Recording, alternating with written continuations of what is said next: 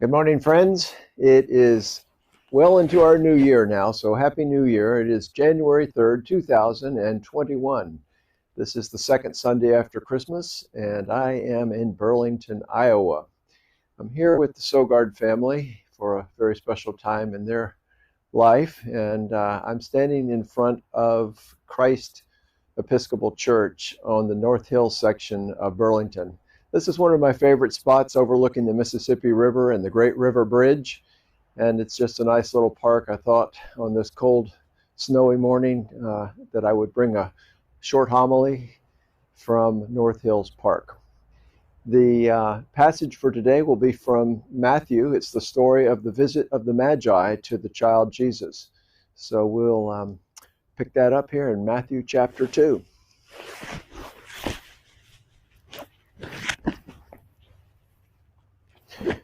Now, after Jesus was born in Bethlehem of Judea in the days of Herod the king, behold, wise men from the east came to Jerusalem.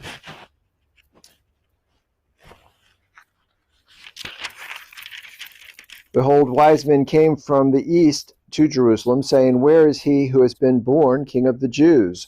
For we have come because we see his star in the east and have come to worship him. When Herod the king heard these things, he was troubled, and all Jerusalem with him. And when he had gathered all the chief priests and scribes of the people together, he inquired of them where the Christ was to be born. So they said to him, In Bethlehem of Judea, for thus it is written by the prophet, But you, Bethlehem, in the land of Judah, are not the least among the rulers of Judah, for out of you shall come a ruler who will shepherd my people Israel. Then Herod, when he had secretly called the wise men, determined from them what time the star appeared. And he sent them to Bethlehem and said, Go and search diligently for the young child, and when you have found him, bring back word to me, so that I may come and worship him also. When they heard the king, they departed, and behold, the star, which they had seen in the east, went before them, till it came and stood over where the young child was. When they saw the star, they rejoiced with exceedingly great joy. And when they had come into the house, they saw the young child with Mary his mother, and fell down and worshipped him. And when they had opened their treasures, they presented gifts to him, gold, frankincense, and myrrh. Then, being divinely warned in a dream that they should not return to Herod, they departed for their own country another way. This is the gospel lesson for today. Matthew chapter 2, verses 1 through 12. It's a little chilly up here in North Hills. As you can see, the snow has been around for a couple of days in Burlington, and it's been a beauty to behold along the Mississippi as the trees are now coated in ice and there's still snow on the ground. It brought to my mind something that has been a regular in my family for Christmases past. That is my young family.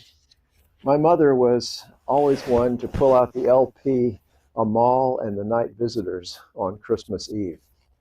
And it was just a staple of our family that we would listen to the opera written by Carlos Manetti. Actually, it was the first opera written for TV appearance. And we learned to love this story of Amal and the Night Visitors. Many of you are probably familiar with it, but if you're not, it's the story of three wise men, three kings coming to visit a poor shepherd house. Actually, a destitute mother and her son Amal are at their last ends and have no means of supporting themselves, talking about possibly sending Amal to be a beggar before the kings arrive. Amal is prone to exaggeration and lying, actually, and his mother has a hard time believing him when one night three kings come knocking on the door bearing gifts on their way to find the child that is foretold by this star they're following. So the story goes like this. Amal, after questioning the kings, is summoned by his mother basically to be quiet and to desist. And she begins to find out what their gifts consist of. And particularly the one that catches her eye is the gift of gold. Being the poor mother that she is, she wants nothing for her child more than just to be able to provide for him. So in the night, she goes and steals some of the king's gold. Well, she's caught by the page to the king, and then the story gets kind of exciting as the kings confront the mother. And actually, the child, the boy, the son, Amal, comes to her defense.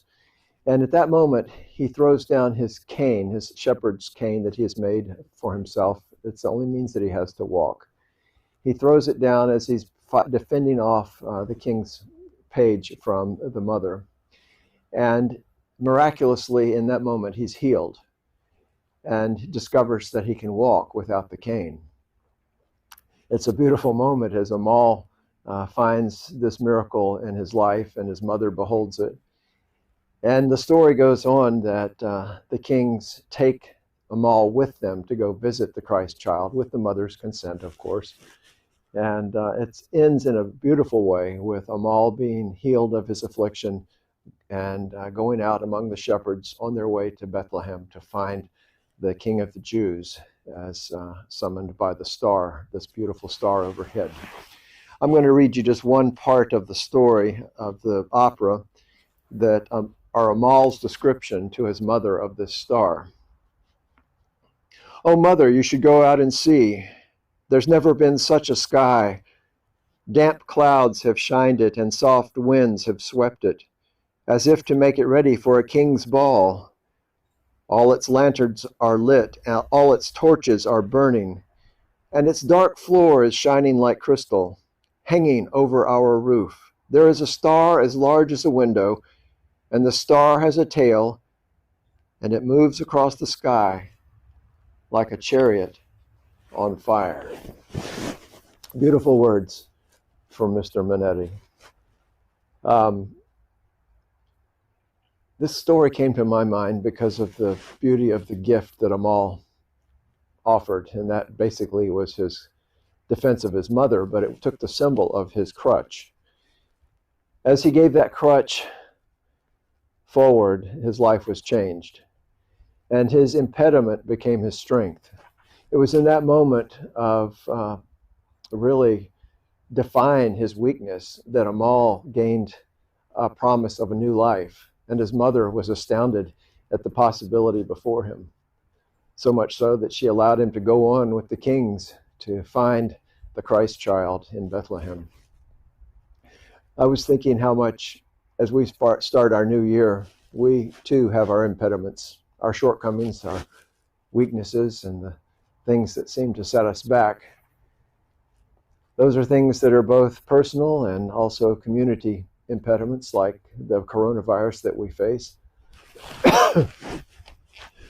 But as we start this new year, I would say maybe the greatest gift we can give to God is the reality of the impediment that faces us. We don't live in denial of it, but by offering it up to God as a gift, really, we begin to embrace new possibilities for who we are and where we might go in this life. I know that many of you are facing times of extreme concern about the future. I know many of our people have suffered health issues and economic loss. I know that many are wondering what in the world 2021 will bring that will make it different from 2020. In this new year, my friends, I'm just asking us to look at the possibility that the things we think are our weaknesses, the things that set us back, could possibly become the very crutch that we offer in defense of our life and those whom we love. And that thing, whatever it is, that seems to be the limiting factor for us, might actually be the one thing that sets us free. It might be the bridge to life that we've been looking for, the crossing of a mighty river that has been a chasm for us, like the great river bridge here just below me, crossing the Mississippi River. What is it in your life today that you could offer up and say, if it weren't for this thing, I would be happy, I would be healthy, I would be wealthy, I might be with someone different, or who knows what you might say. But offer that thing up and let that thing become the very vehicle that takes you to the other side. It may be the greatest blessing to you in 2021, the thing that you've most dreaded, the thing in your life that you've most resisted. Look at it and say, how can this obstacle become the pathway to the blessings that God has prepared for me? I'm praying for you in 2021 that it will be a year of discovery and growth, a year like these kings discovered, a time of great joy. And that's what happens when we come into the presence of Christ to worship. The pervasive feeling, the pervasive emotion around the birth of Christ was joy. Joy among the shepherds, joy among the kings, joy among the mother and the father who beheld this son. And so I bid you joy, peace, and love in 2021. And here from this snowy, cold place on North Hills in Burlington, Iowa, I look forward to being back with you, my friends in California, and I look forward to what God has in store for us at St. Columbus in the year ahead. Truly, the Lord be with you. Let us go forth into the world rejoicing in the power of the Spirit.